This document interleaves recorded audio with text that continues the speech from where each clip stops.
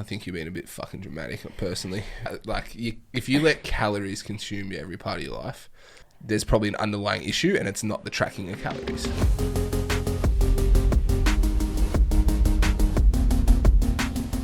Hey guys, welcome to the PRJCT Podcast, where we are talking all things health, fitness, and lifestyle, and we are your hosts, Jack and Maddie. Perfect. And today we are going to talk about when you should track versus when you should not. I feel like, first of all, though, because these are the kind of people that we are, we should actually ask, like, how are you doing? Am I right? People ask that on podcasts, don't they? Yeah, probably. And we're cool podcast people now. Yeah. Welcome to the potty, guy. Yeah, no, I'm good. I'm travelling well. I can't complain. Yeah. What about yourself? Yeah, I'm fine. Yeah. Look. I don't know, you got more going on than me. Yeah. I'm just pregnant, sick all the time. Yeah. But nobody tells you about that. They don't tell you that you get ear infections that last for 5 months and colds all the time. Like, I don't think I haven't been this sick or consistently sick in years. Yeah, that's crazy. I'm eating more food than I've ever eaten. I'm still getting fruit and veggies every day. I'm drinking a lot of water now. I was struggling at the beginning, but yeah, just sick. So that's crazy. I've been around a lot of pregnant people lately, and I'm glad I'm a man. Honestly, I've never been more glad that I'm not a woman in my life. And like, periods suck, but pregnancy, oh my god. Look, I shouldn't complain, because I do feel like I've had it very easy compared to some, like the actual, once I've been pregnant and then getting through, like, I was nauseous for a long time, but I didn't chuck every day. Like, so I will. Yeah, listening to you guys talk to me about pregnancy makes me nauseous. Yeah, every day as like, well, so. Poor Jack, when we sit in meetings on a Tuesday and you get Mel, who just had a baby, Mel and Danielle were pregnant at the same time. Yeah. So I felt out of it at that point. I was out of it because I didn't really know what was going on. No, neither did I. I was just as confused as everyone else. And then now I'm at it and no one's with me. I'm like, cheers, guys. Thanks for telling me about this thing and that thing. And it's only when I'll be saying things, they're like, oh, yeah, I remember that. I'm like, yeah, thanks. Thanks for that. Yeah. So I'm here for moral support. Yeah, cheers. That's all right. Oh, that's great. Poor James. I'll tell him stuff and he's like, oh, yeah. Okay, this is your child. Yeah. You did this to me. Thanks. Thanks, James. Yeah, appreciate Thanks it. for your input. Yeah, Love it. Yeah, literally. So, no, aside from that, I'm sweet. Are you moody? Look, James would probably say that I am. Yeah. I don't think I am. I think I was emotional at the start. Yeah. But it was because there was a lot of anxiety over, like, is this the time that it's going to work, all that sort of thing. Yeah. And just pregnancy hormones. Like, I cry in client check-ins anyway. Oh, I'm aware. But it's worse now. Oh, and now that my clients know I'm pregnant, I always get that. I really love how emotional you are. And I know that it's not just pregnancy hormones. Thank you. Imagine if you start crying at the podcast. I'd leave. Oh, you'd find another host. Because I probably will. If you ever cry in this podcast room, I just want you to know that we can never speak to each other again after this. But I've cried in front of you before. Yeah, and I Why hate is it different? I'm the most awkward person ever. If someone cries, I'm not. If Emily cries to me, I just go, there. Like, what do you want me to do? That's what James has to be. Like, so, what the fuck am I supposed to do? So I actually, not that anybody probably wants to know this, but I vomited for the first time in my pregnancy last week. Yeah. And it's because I'd just come off, we'd been to Sydney to see my sister. It was really quick turnaround. Had 3.5 hours sleep. Yuck. I was fine on that back in the day. No, not now. Then went through the whole day, had basketball, got home, and look, I think this is what killed me, is that we got home and our front door was wide open. Yeah, right. And our dogs were in there, somebody's ransacked our house, blah, blah, blah. Anyway, they hadn't. The dog was still on his beanbag inside, hadn't run away, and nobody had come to get them. I don't know how long the door was left open, but it was just that oh my gosh, somebody's robbed us. Yeah. And then I just got inside, still had my backpack on, and was like, oh no, I think I'm going to be sick. And I managed to get my backpack off and get out the back door to chuck. I would have just opened up the bag. I was sitting out there going for gold, and James didn't even come out at first. And then when he did come out, he pat me on the back and he's like, you're all right. I'm like, no, I'm not. And he's like, you're okay. And then we get inside after I've finished, and all he could say was, can you like just not be a normal person and vomit in a toilet? there was no like, oh, are you okay? Come sit down. It was just you need to stop crying. He did say, stop crying, it's okay. I'm like, but I've just been sick. I vomited one time.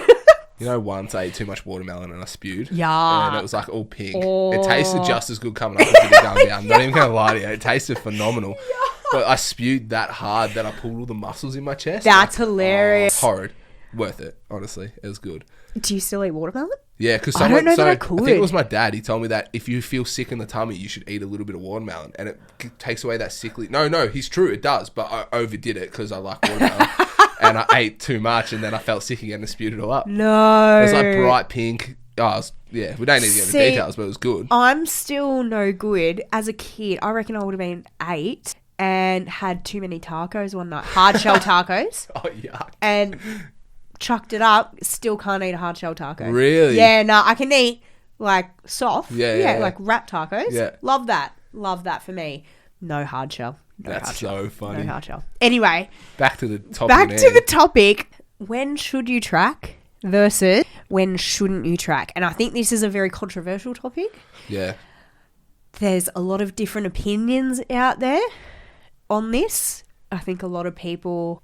There's probably more people out there now that are saying, hang on, it's not quite as obsessive, but it has the potential to be. So where do you even want to start with that one? We don't know. We don't even have any notes for this. This is just real, raw, uncut. Side note, if you let it consume you, I think you're being a bit fucking dramatic, personally. Like, if you let calories consume you every part of your life, there's probably an underlying issue, and it's not the tracking of calories. I think that's something that should be prefaced. Yeah. But I guess if we start for the most basic point, like if you're someone that needs to lose weight, should you track or should you not track? I think personally, if you have some knowledge around the fact that you need to have a certain amount of calories to lose weight, blah, blah, blah. If you know that calories are a thing, why not? Give it a crack. But I think focus on calorie intake and protein intake mainly. If you're someone that is just starting off on weight loss journey, has no idea, like an old school person like would have no idea. More people nowadays have more of an idea, but if you, like my mum would have no fucking idea what a calorie is. Like no idea. And so if that was the case, I'd be more inclined to be like, all right, let's portion control your meals. Let's have a quarter of your plate with steak, a quarter of your plate with some sort of carbohydrate, and then half your plate with veggies. Let's do that, and then start like that, and then ease her into the tracking sort of thing. But I think if you know what a calorie is and you know of calories, there's no better investment than in yourself and in your health. So I think you should go for it and learn. Like you're going to stuff it up anyway, but you're going to stuff it up whether or not you, like if you don't try, you don't know if you're ever going to get it. Yeah, that's very true. That's very true. You're not getting yourself anywhere if you don't have a crack at it. Too. What do you think in the most basic form, like of someone just wanting to lose weight? What do you think? I think I'm probably very similar to you.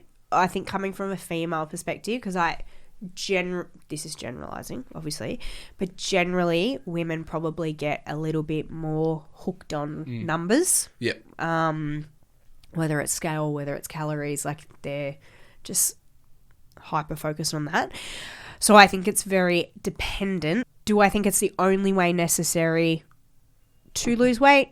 No. Do I think it's some essential part of education or part of just information that you should learn for your life? Yes, I do. I think knowledge gives you power, but if you are somebody who tends to struggle with weight and you tend to bounce around, I think it's very valuable to learn and understand it and put it into practice. I think the first thing people need to realize is learning how to count calories and then learning how to count macros on top of that. Yeah. Learning how to do that is a tool in the toolkit for your future.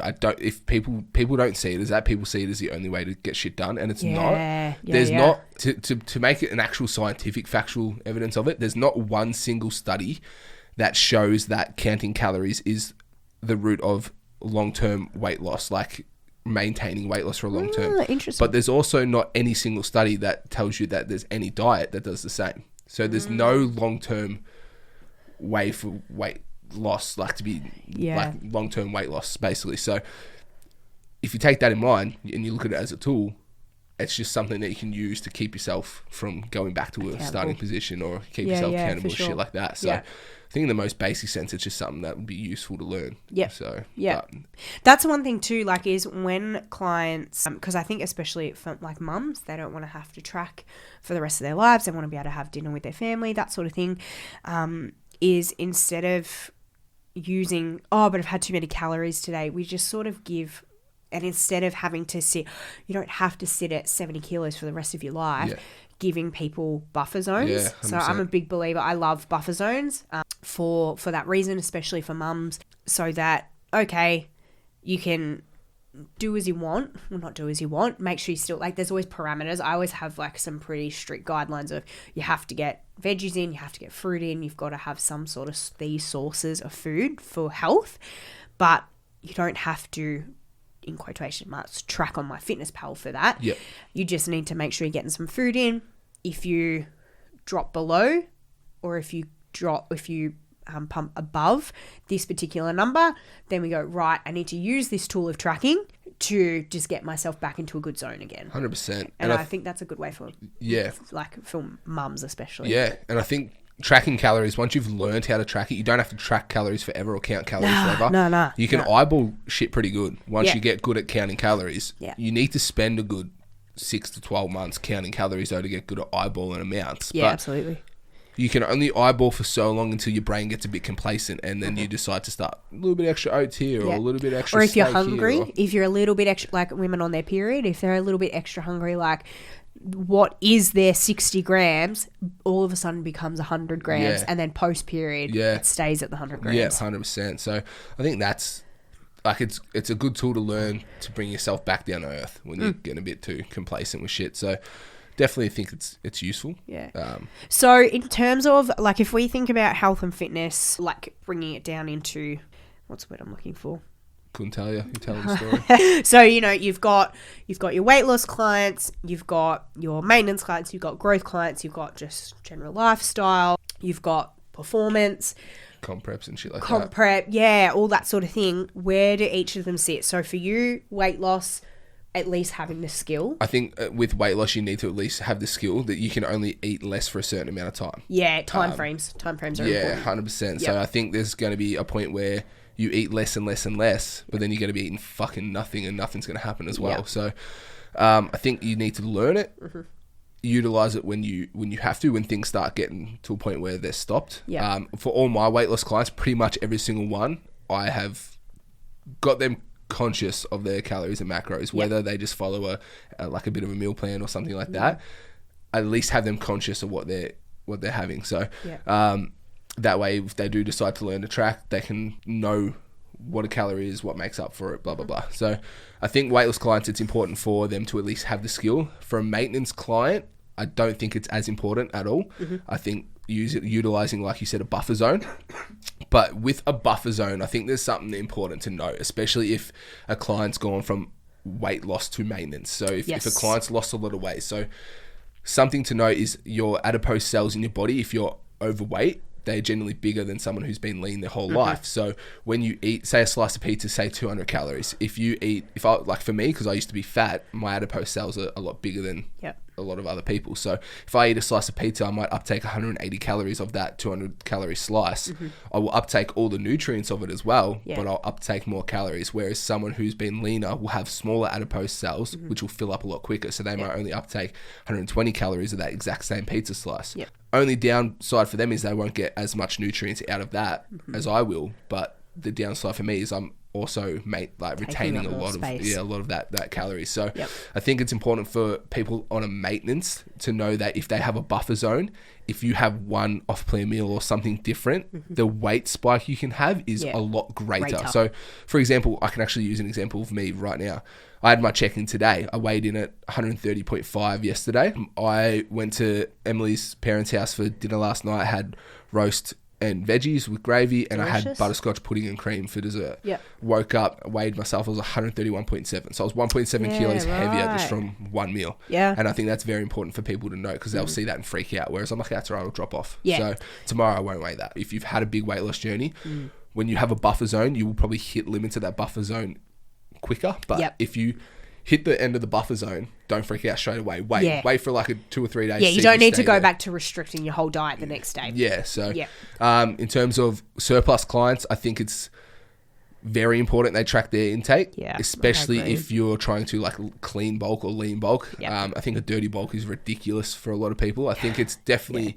There's a place where I've got a client now who struggles to get calories in, and he has 2 off-plan meals a week. 2 cheat meals. I was going to say, I've had a client who we were trying to grow, and we just trying to get as much food into him as possible. It just wasn't like physically possible. Yeah. So we said, right, you can have 1 pizza a week. Yep.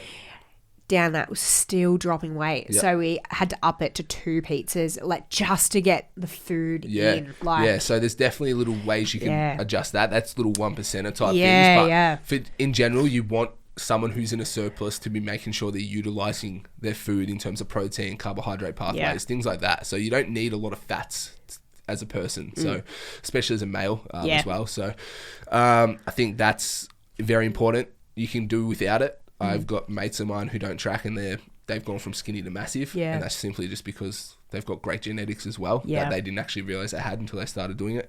They'll hit a wall as well, and there'll be a point where they need to worry about what they're eating. Performance-based clients, I think it's super important, depending on what your performance-based is, but like if it's running some sort of plyometric sports, any performance-based sports, you need to at least be aware of what you're eating in terms of prior to game days or prior to events or training for the event. So the carbohydrates before training, post training, refilling glycogen stores, all that sort of stuff. And I also think that for photo shoot, comp prep people, anything like that, it is a non-negotiable. Absolutely. I use that as an example a lot. If you have a very specific time frame, like a photo shoot or a comp prep, it isn't. It isn't even a question. No. Doesn't. It is not. That is part and parcel of it. Yeah, 100%. So. Yeah, because you have to have a desired outcome by a desired time. Yeah, and I think a lot of people don't realize that how much food affects the way they look, the way they feel, the way they'll perform. Like you can train in the gym fucking as much as you want, but if you eat like shit or you're gonna feel like shit. Like, yeah, your foods affect everything. Your cognitive state, your gut microbiome, your stress levels, your sleep, everything. So same as hydration. Like it's just all super important. And that's the thing too, nutrition and hydration go hand in hand. Like you need a certain amount of water with a certain amount of carbohydrates and sodium and things like that. So I think there's a lot that people don't realize. That does go into it. Hence why coaches will work out calories and macros regardless if someone's tracking or not. A coach will probably work it out just to have there anyway, because when they do want to start following it properly, it is super important to be able to adhere to that. So I agree. What about a general lifestyle client? Because it's such a broad term, but this is what everybody wants. And this is, I don't know if it's a pet peeve for you. I don't love the word lifestyle. I think it's I use it. I do use it, and I hate that. But I think it's so broad. Your lifestyle looks different to mine. Let's knuckle out the definition of a general lifestyle client. What's a general lifestyle client for you? See, I don't think that you can. See, I can because anything else is fucking ridiculous.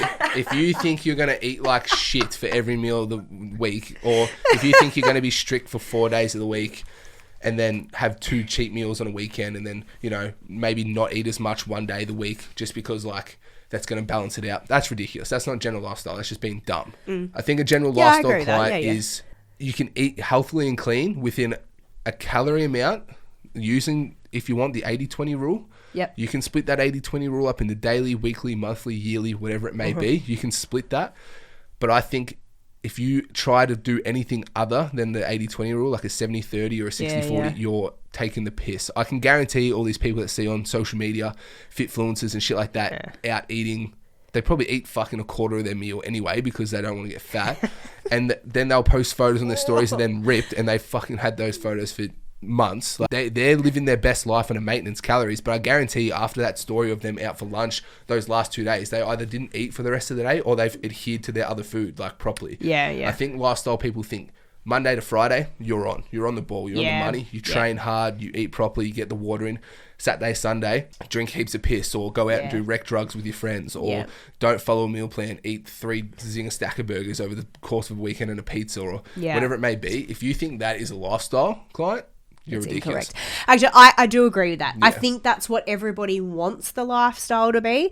Tough titties. Tough It's titties. not. Yeah, no, It's it's not. not. It's not. It's not. And it can be doable, but if you have any a sort point. of to a point. To a point. If you want your physique to look sloppy and shit, and not you want your skin to look a bit unhealthy, your hair not to be perfect, you can do it, because that means you're going to have to really cut down what you eat during the week, and that's just going to affect performance, the way you look. Yeah, things it like affects that. So everything. Yeah, you yeah. look at these people that are genuinely in the lifestyle of bodybuilding, or just in a healthy gym lifestyle in general, like the fitfluencers that just do it because they love it. Yeah. They will eat clean Yeah. 90% of the time, and they Yeah. will, if they have an event, they don't feel bad about eating out at that No, event, because no. they know they're going to be back on track the next day. I think that is a good lifestyle. I think the lifestyle is an illusion for a lot of people. Yeah, and I think for those people who live like that, who aren't worried about going out, and because 90% of their meals are, accounted for, I actually don't think they're that food focused. No,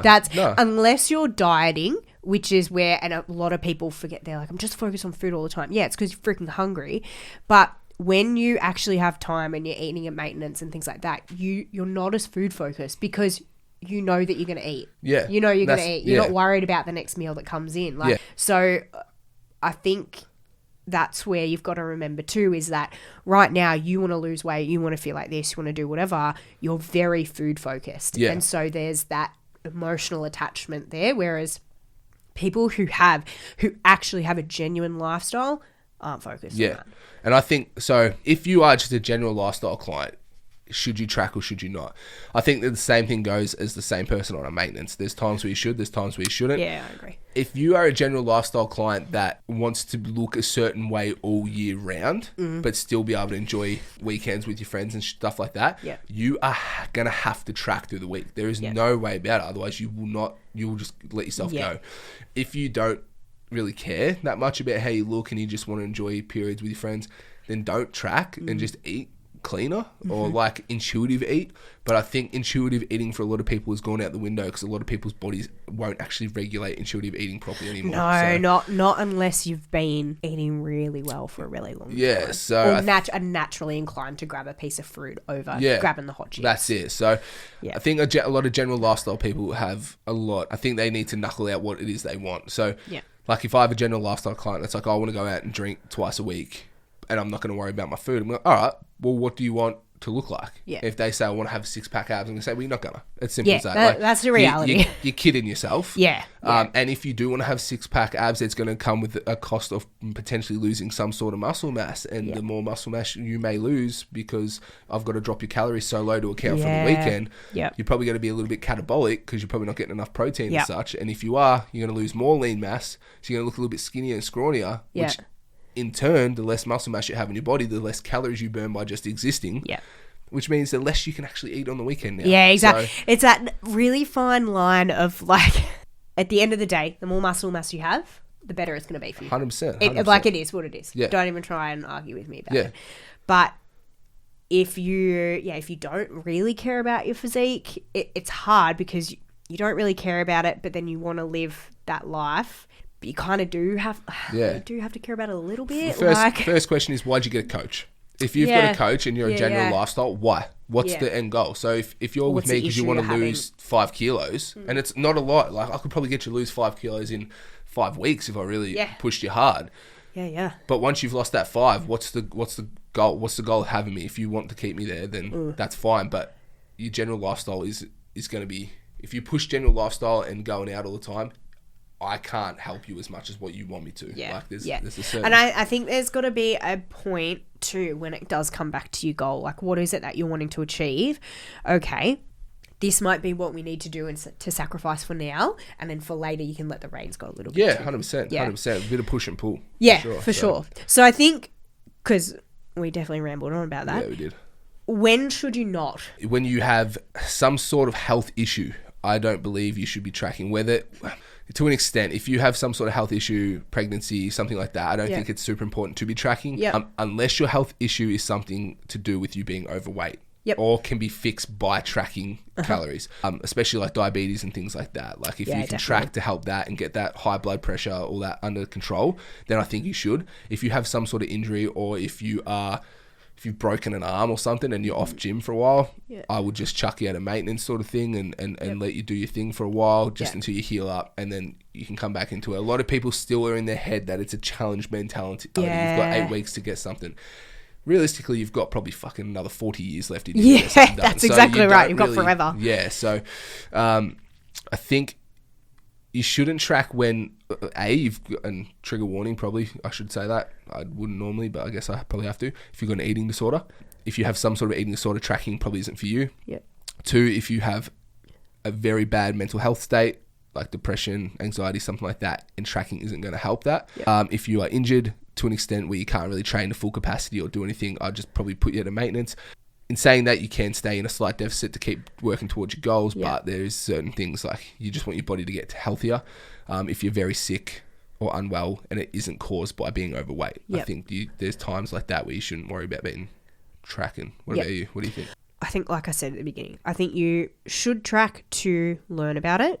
And if you have specific timeframes and outcomes that you need to hit, then it's part of the process. How you go about tracking that is very different for each person and individual. Like, for some you would track calories and macros, for some you would just track calories and protein, for some you just track calories, for some you would portion control. It just depends on the person and their starting point.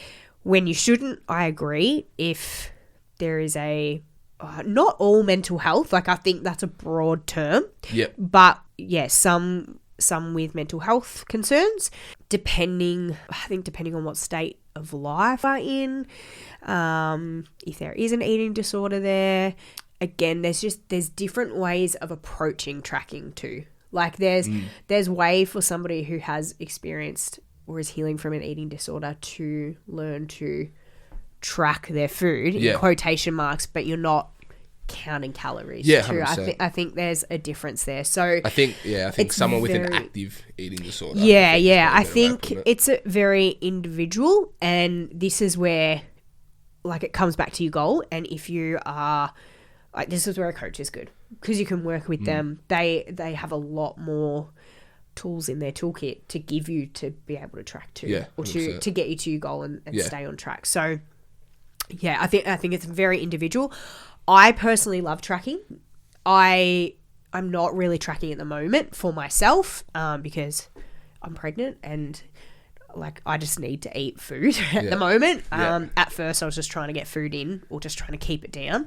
My biggest thing was probably trying to get as much protein in, because I have education on that and wanted to make sure that I kept as much, because I wasn't able to train as much in my first trimester. But I do have a big belief in tracking, more so from the education side, because I know what it did for me, and just that knowledge gave me freedom to be able to live my life and to have it's funny because it's not like this for everyone, but it gave me the ability to have a more relaxed approach to food.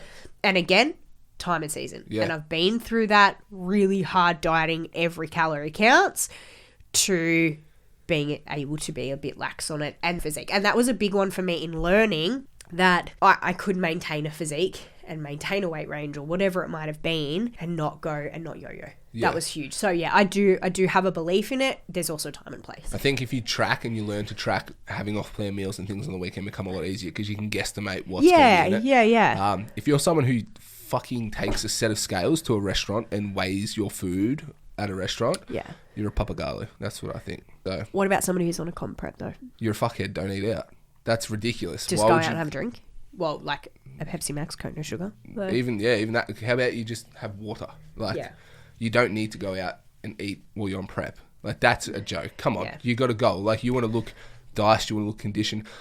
Why would you put things that you haven't been eating into your body from a restaurant who's using unknown sources, oils, things like that? It's going to react very different. You're probably going to get inflamed, especially the closer to comp, the fucking worse that is. A bit further out, maybe you can get away with it. In an off-season, 100% you can get away with it. When you're on prep, you should be dialed in. You should be like, I'm coming to get peeled. So. I don't think there's much room to move in that. I think we're both on the same. Yeah, I'm pretty opinionated about that. Yeah. I agree. Only, like, obviously I haven't done a comp prep, but the photo shoot prep was intense and a very big learning curve to go, okay. And if I remember just one time we changed it out from sweet potato to white potato. Yeah, It was it's enough. Yeah. Like, that was the difference on my gut. Yeah. Like, Yep. that's how sensitive you can get. So the deeper and deeper you get in. But, yeah, it's different for everyone. Yeah. So I don't know if that does help anybody. I'm sure it will help someone. Yeah. But- and if you have, I guess that's the thing. If you have questions, like, don't be afraid to ask, because that's what we're here for. But the more information you have, the better, and the better choices you can make for yourself too. 100%. 100%. Yeah. Anything else you wanted to say on that one? No, not really. No. I'm pretty cruisy. No. Eat your protein. Protein's a big one. Yeah. That's a whole other episode. Yeah, that is.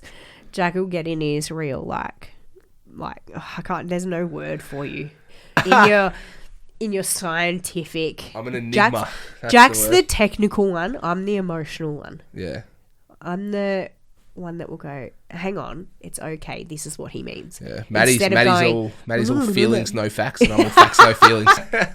Take that back, sir. Sorry. Well, we hope you have a great day. Thank you for listening as always. And you can find us both on Instagram, Jack. Project PRJCT TRANSFORM _ Jack. Just Jack. Just Jack. He doesn't know his own handle. And that's where you'll find me on Instagram. So check me out. I've probably got some useful things for everyone on there. But yeah. Yeah, and me, you can find Instagram at Project Transform _ Maddie. And we have our main page as well at Project Transform, where you can find info from all of our other coaches too. So yeah, hit us up if you have any questions, if you want anything discussed on the podcast as well. We would love to know your thoughts. Have a great day. Ciao, bello.